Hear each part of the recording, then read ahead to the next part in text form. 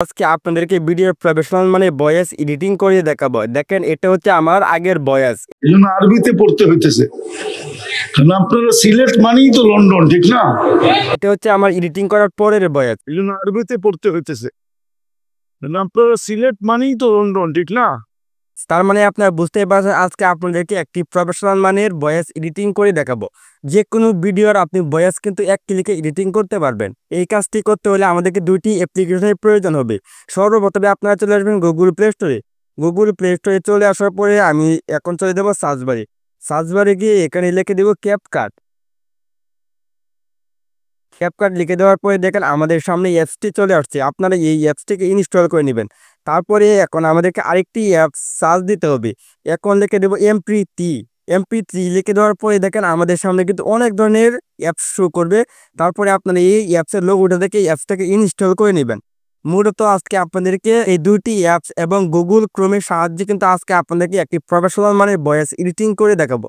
আপনারা যদি আমার আগের ভিডিওগুলো দেখেন তাহলে কিন্তু দেখতে পারবেন মোটামুটি আমার বয়সটা যতটুকু আমি পেরেছি ততটুকু কিন্তু ভয়েসটাকে এডিটিং করে নিয়েছি।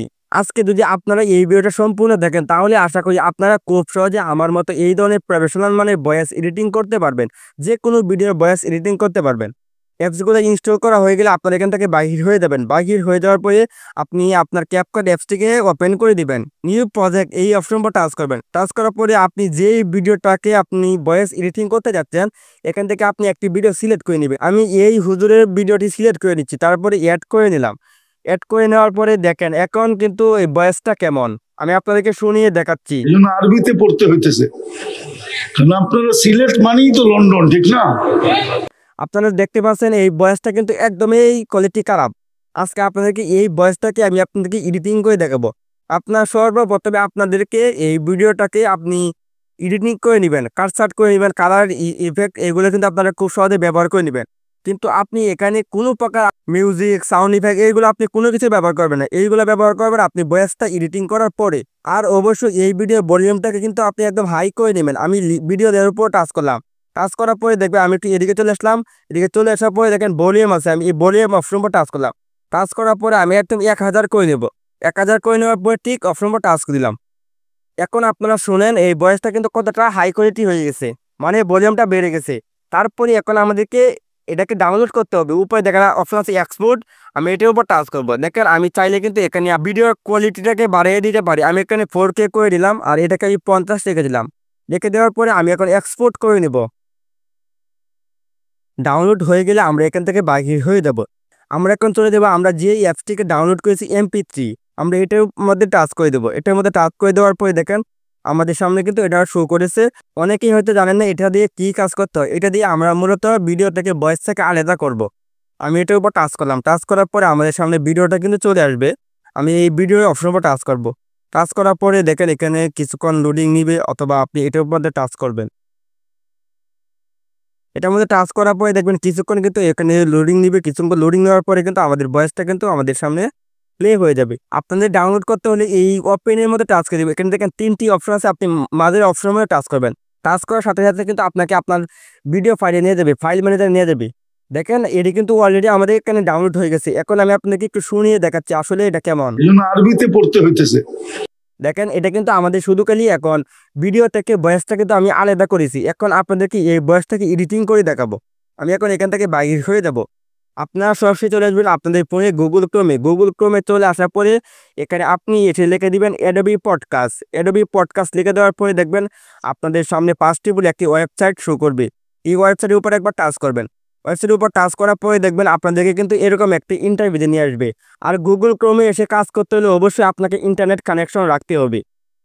আসার পরে দেখবেন এখানে কিন্তু একটি অপশন দেওয়া আছে মাইক্রোফোনের মতো, আপনারা এটার মধ্যে টাচ করবেন।